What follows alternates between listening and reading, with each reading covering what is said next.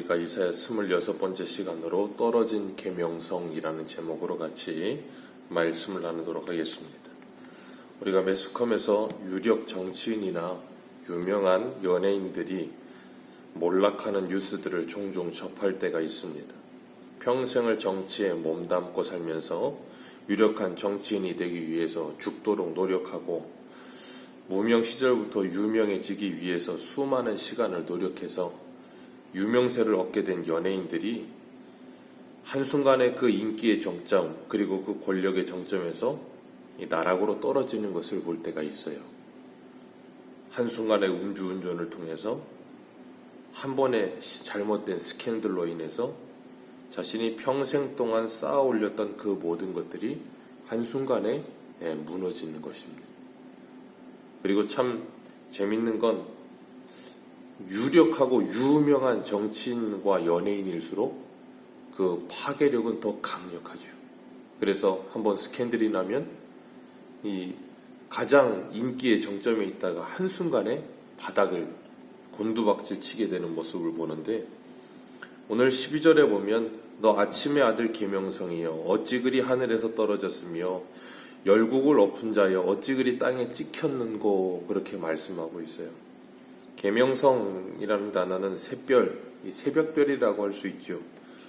밤을 밝게 빛나게 하는 것 같지만 아침에 이 태양이 떠오르기 시작하면 그 달과 그리고 별은 순식간에 그 빛을 감추게 되죠. 아침의 아들 계명성이라고 표현을 했는데, 당시 가나안의 신화에 등장하는 내용이고 1차적으로 교만한 바벨론 왕에 대해서 말하고 있는 것이고, 궁극적으로는 바벨론 왕 배후에서 역사하고 있는 악한 영 사단에 대해서 말씀하고 있는 겁니다. 우리가 좀 전에 말씀드린 것처럼 연예인들이 가장 높은 자리에 올라갔다가 한번 실수함으로 말미암아 그 인기가 곤두박질 치듯이 그 인기가 한순간에 물거품이 되어버리는 것처럼 바벨론 제국과 바벨론 왕의 모습도 그러하다는 거예요. 그 위대하고 절대 무너지지 않을 것 같던 초롱성, 그 바벨론, 그리고 그 바벨론 왕이 한순간에 그 모든 권력과 그 모든 영광이 물거품이 되어버리는 그 모습이 바로 오늘날 이 세상이 마지막의 모습이 될 것이고, 그건 에덴 동산에서부터 그게 시작되어 온 겁니다. 아담과 하와가 이 사단의 유혹에 빠져서 그들이 하나님이 금하신 것을 자신들의 욕심과 사단의 유혹 때문에 넘게 되죠. 그래서 스스로가 하나님처럼 되려고 하는 죄를 짓게 됩니다. 오늘 본문에 나오는 이 바벨론 왕도 이 아침에 오늘 이 말씀에 하고 있는 어디예요? 이 계명성이라고 하는 이 바벨론 왕도 스스로가 높아져서 어떻게 되는가 하면 이 14절 말씀을 같이 읽겠습니다. 13절, 14절 두 절 같이 읽겠습니다. 시작. 내가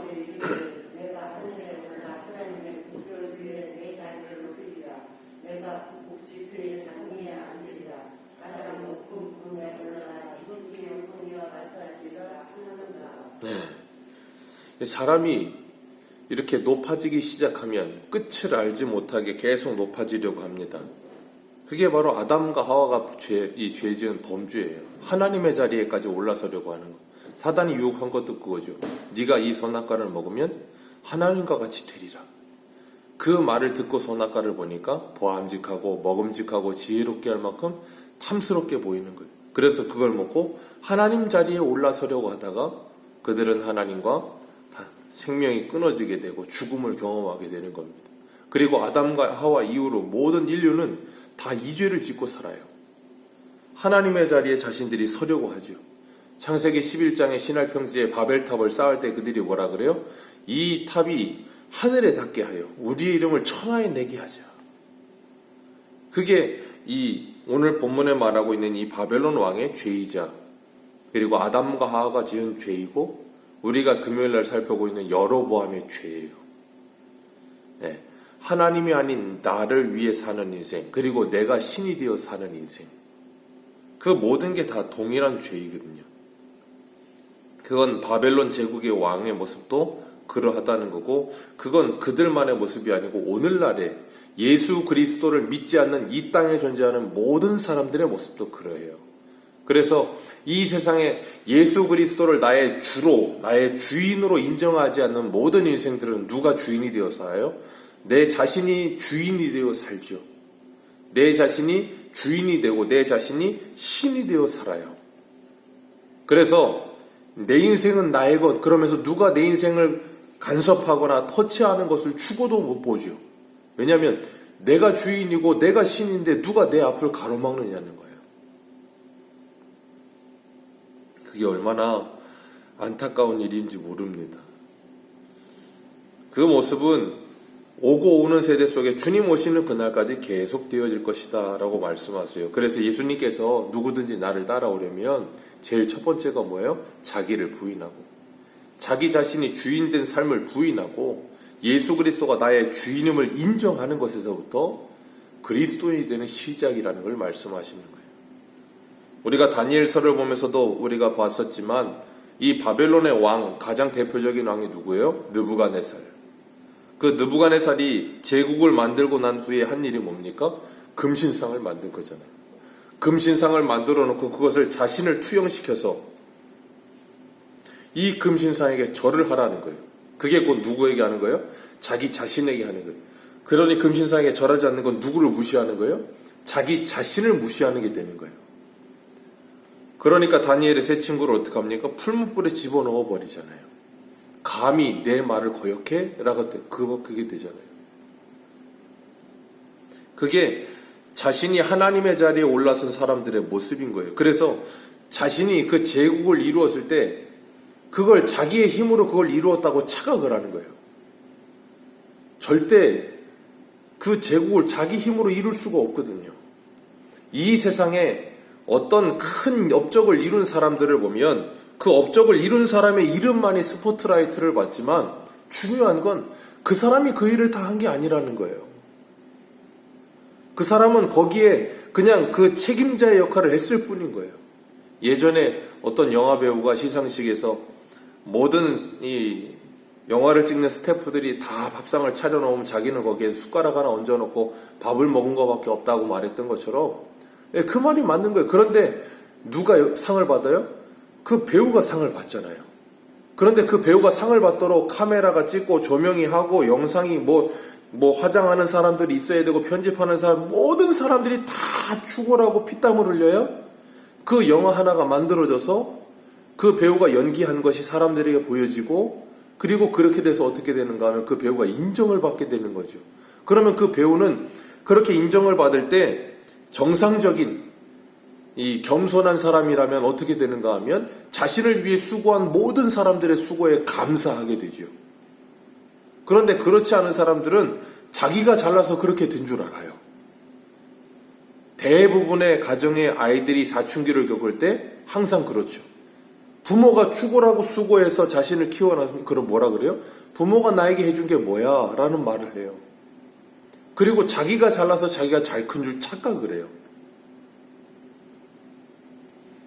이 느부갓네살 왕도 그러했던 거예요. 하나님이 자신에게 은혜를 주셔서 모든 나라들을 이기게 하셨고 제국이 되게 하셨고 그랬는데도 불구하고 깨닫지 못해. 우리 한 군데 한번 보겠습니다. 다니엘 4장 24절 한번 보겠습니다. 다니엘 4장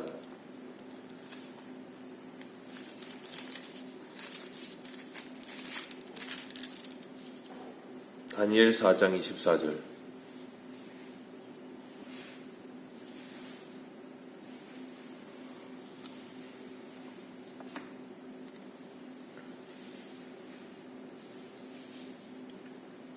느부갓네살이 꿈을 꿉니다. 높은 나무 꿈을 꾸게 되는데 그 나무가 이제 잘려져서 그루터기만 남게 되는 그런 꿈을 꾸고 다니엘이 그걸 해석해 줍니다. 24절 25절 같이 읽겠습니다. 시작. 왕이여 그 해석은 이러하니이다. 곧 지극히 높으신 이가 망령하신 것이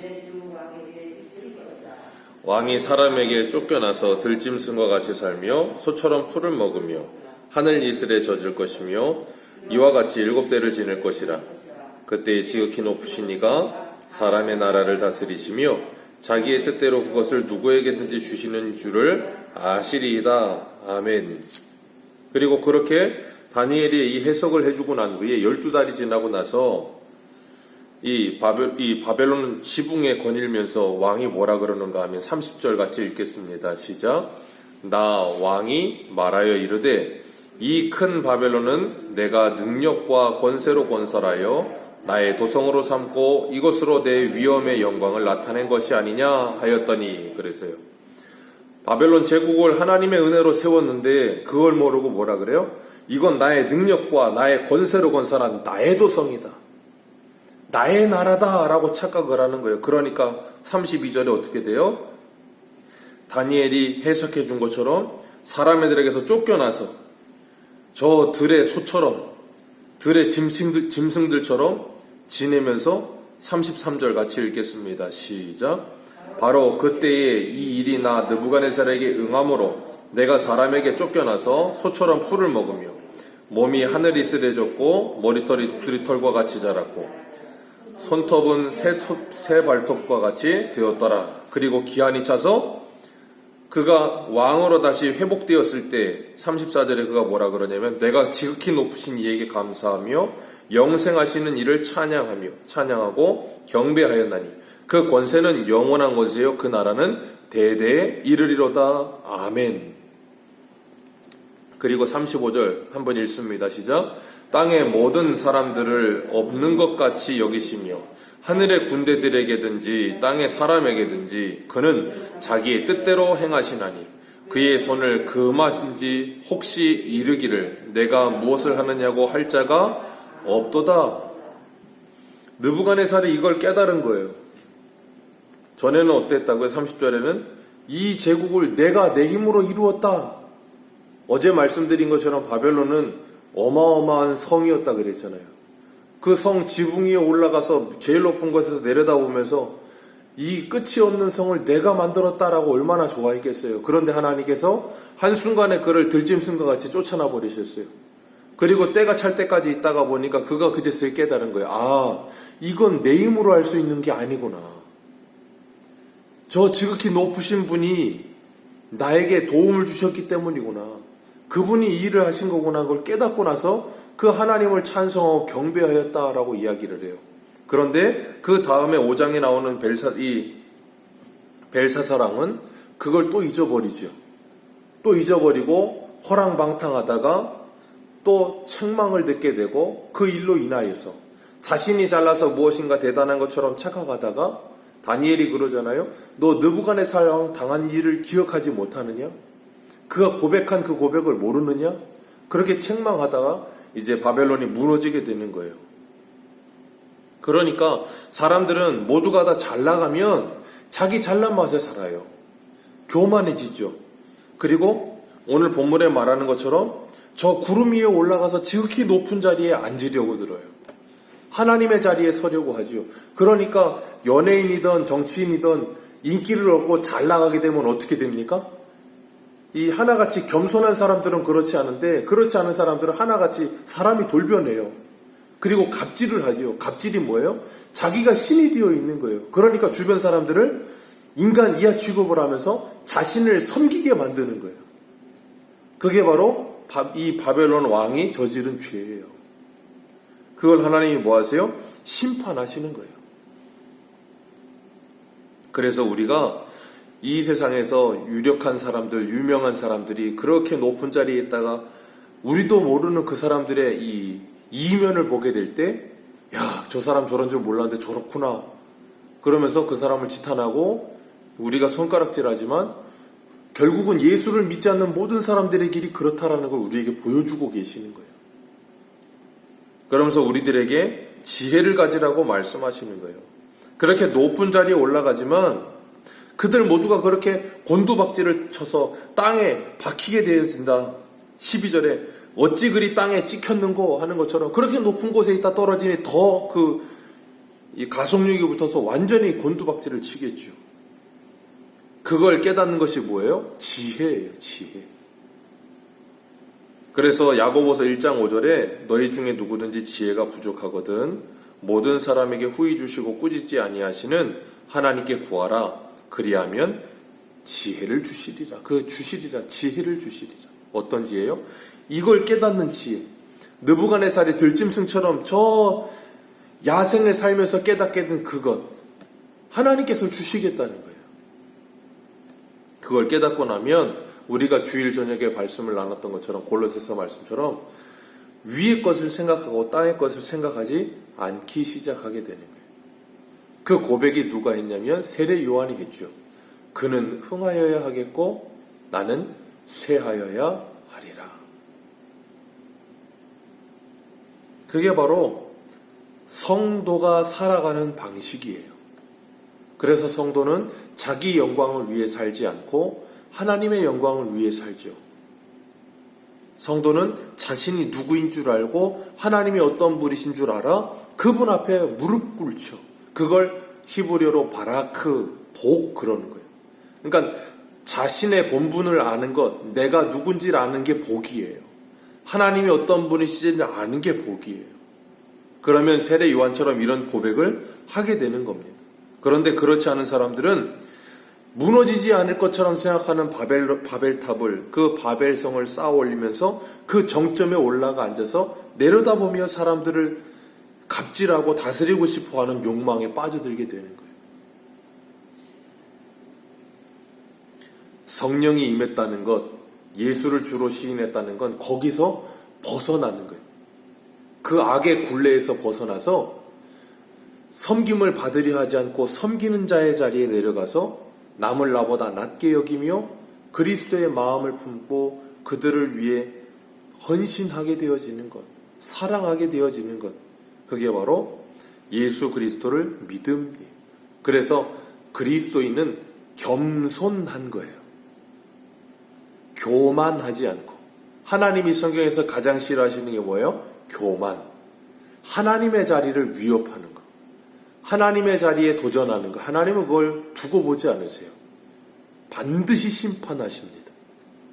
그러나 성도는 구원함을 받은 후에 예수를 주로 시인하며 내 자리를 알고 그 자리에서 하나님과 동행하는 거예요. 그게 성도의 형통이요, 성도의 복이요, 성도의 영광이에요. 그 끊어지지 않는 여로보암의 자리에서 내려와서 우리가 하나님과 함께 동행하는 것, 계명성, 아침의 아들 계명성이 그 끝이 어떻게 되는가 하면 19절 말씀에 19절 같이 한번 읽습니다. 시작. 오직 너는 자기 무덤에 내쫓겼으니 가증한 나무같이 칼에 찔려 돌구덩이에 떨어져 죽음들을 둘러싸였으니 밟힌 시체와 같도다 그랬어요. 18절에 열방의 모든 왕들은 각각 자기 집의 영광 중에 잔다 그랬어요. 그 말은 뭐냐면 쉬운 말로 말하면 자기 왕궁의 무덤에 묻혔다 그 말이에요. 근데 바벨론 왕 너는 그렇게 높은 자리에 올라앉은 것 같더니 네 결국은 어떠냐는 거예요. 자기 무덤에서 내쫓겨졌고 무덤에 묻히지도 못하고 칼에 찔려 돌구덩이에 떨어진 죽음들에 둘러싸여 있으니 밟힌 시체와 같도다. 이 모습을 보면 생각나는 사람 한 사람이 있죠. 우리가 금요일날 열왕기하 말씀을 나눌 때 봤던 이세벨. 왕의 딸로 태어났고 왕의 아내로 살았고 왕의 어머니로 살았고, 자신도 왕이었고, 그리고 이 모든 자신을 둘러싸고 있는 게 일평생 나서 죽을 때까지 왕이었어요. 그런데 그 결국은 어떻게 해요? 그 성에서 떨어져서 시체를 찾을 수 없게 산산조각이 나고 개들이 그 시체를 뜯어먹어 버리고 없어지잖아요.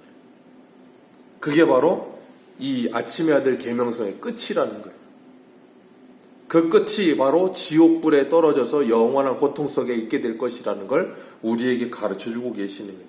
그러니 그것을 정말로 아는 사람은 지혜로운 자가 되어서 뭐예요? 이 땅을 살아가면서 우리의 자리가 어디인 줄 알고 분명히 하나님과 함께 동행하면서 오늘도 하나님을 찬양하며 하나님께 영광 돌려드리며 주님과 함께 그 영원한 복을 누리는 삶을 살게 될 거예요. 오늘 하루도 주님과 함께 하면서 이 아침의 아들 계명성과 같은 어리석은 사람이 되지 마시고 참된 지혜로운 사람이 되어서 여호와를 경외하며 하나님과 동행하는 복을 누리시기를 주님의 이름으로 축복합니다. 기도하겠습니다.